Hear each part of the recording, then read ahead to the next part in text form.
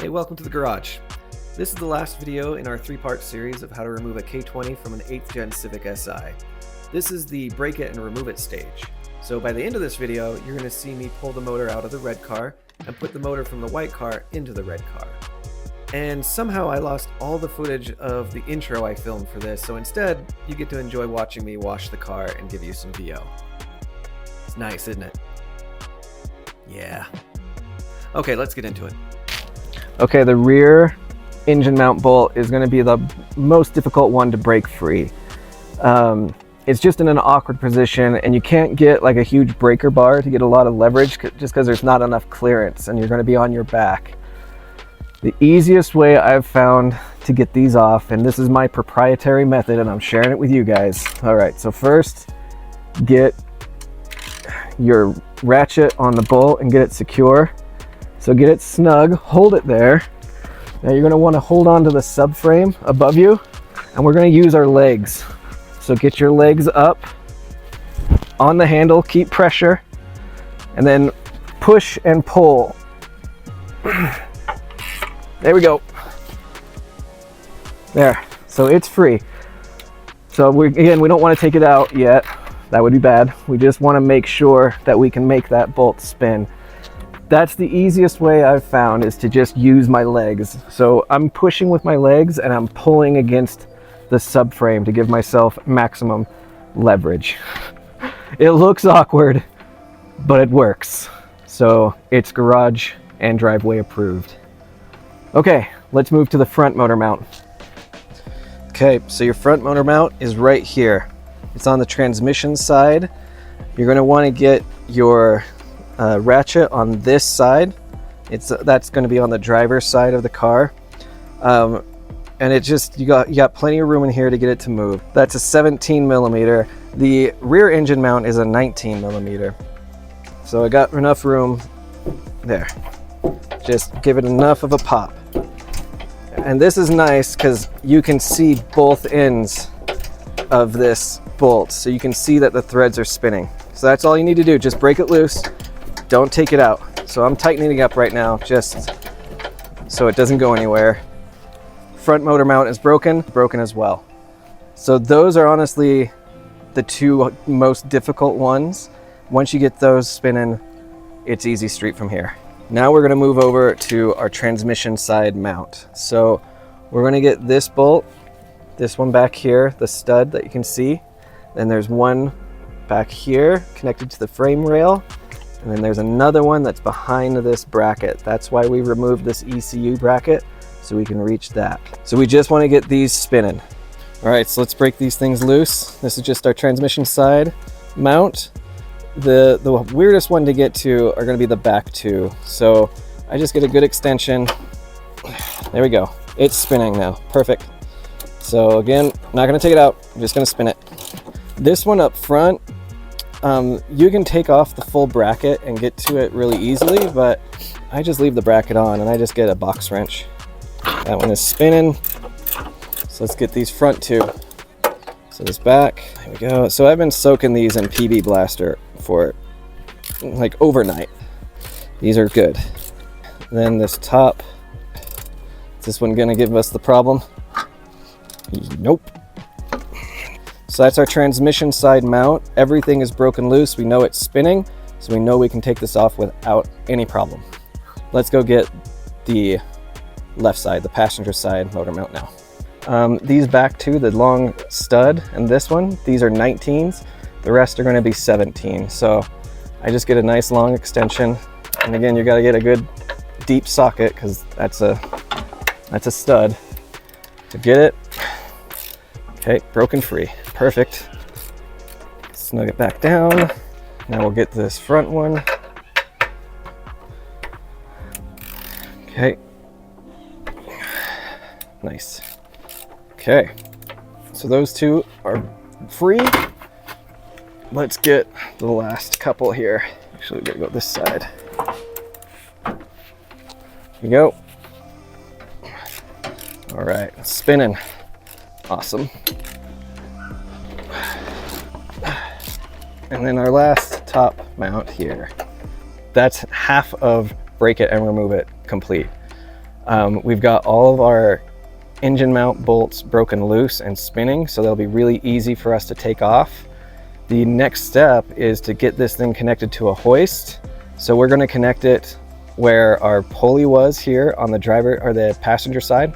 And then on the transmission side, there's a clear hook point where you can put your hoist. So we're going to get the hoist attached. We're going to get a little tension on it. And then I am going to start from the bottom and come up. So I'm going to remove the rear mount, then the front mount, and I'm going to get these top mounts last. I've done it the reverse way, where I've removed the top mounts first and left the bottoms for last. But you got to think about where the weight of the motor is going. The hoist is going to hold it, but if you remove the top mounts, then all of that weight is going to be settling on your bottom mounts, the rear and the front. And it's really easy to get those big bolts pinched in those mounts if there's a lot of weight on them. So removing the back than the front is just going to make that weight distribution a little easier. So we're going to remove those bottom mounts, then we're going to remove the top mounts. Then the engine will be hanging free on the hoist and we can pull it out. Almost there. We got it all disconnected. Everything is dressed up. It's ready to go. I took out the AC condenser just again to give me more room to pull it out the front. So I don't need to pull it very high. I just need to get it high enough to clear the header, and then I can pull it straight out the front. So this is what you're gonna look like right before you're ready to pull the motor. That's progress, people. We love it. All right, we're like 3/4 of the way through with stage 3, which is break it and remove it.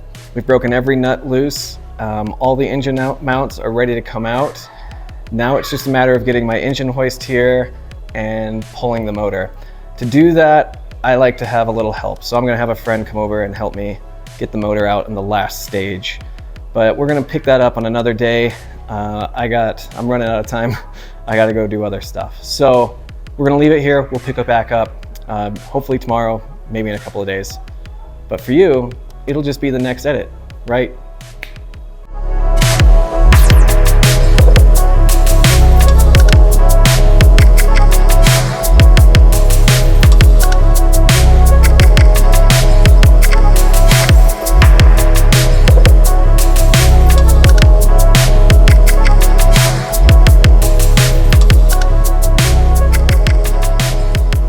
Ordinarily, seeing 2 cars without an engine in it wouldn't mean much, but this means a ton of progress has been made. So we just pulled the motor out of the red car, and it is off the stand now, and we're prepping the motor from the white car to go back into the red car. I know, that sounds like a lot, because it kind of is, but it's progress, and it's a lot of progress. The new motor is going to be in today, and then we can start reattaching everything and hopefully get it to start and run very soon. Big time status update. All right, as you can see, we're in the thick of it now. We've got the good engine from the white car on the hoist. We're about to do the new clutch. So I got a whole new clutch and flywheel for it. So we're about to do that. And then the transmission from the red car is going to go on the engine from the white car. The transmission from the white car is going to be my spare. And then the engine from the red car, paperweight, I guess? Stay tuned, we'll figure it out. Big stuff is happening though.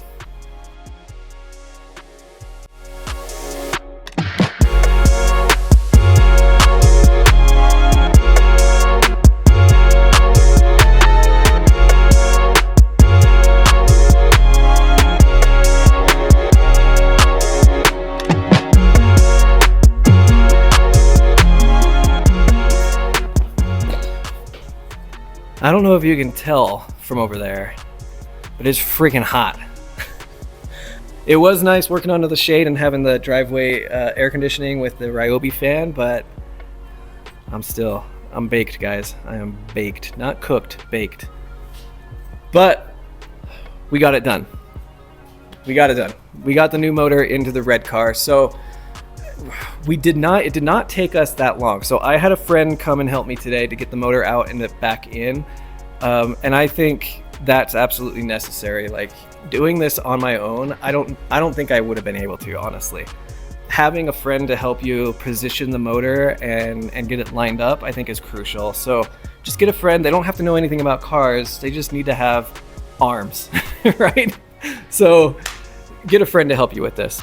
But honestly, it didn't take us that long. We took about 3 hours to get the motor out of the red car and to get the white motor into the red car.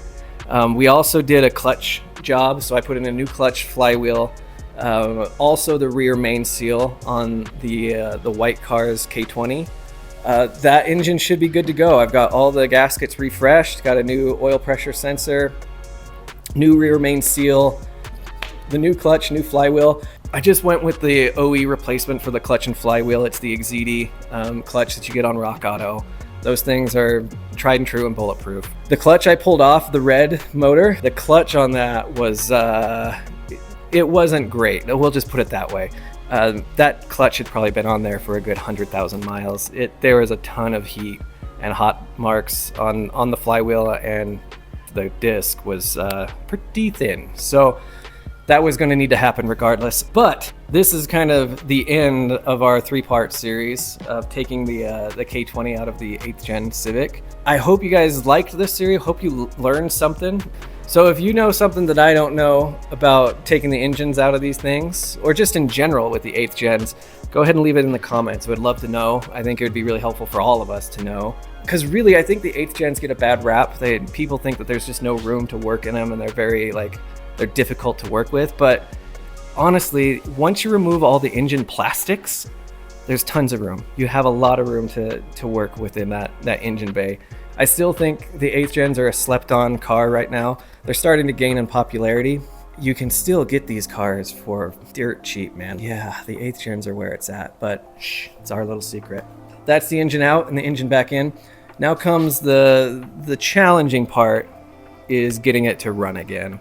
But I'm just gonna start knocking that out little by little after work every night this week and next. And then hopefully we'll get this thing up and running soon, because I'm itching to drive this thing. So all right, guys, thanks for joining me.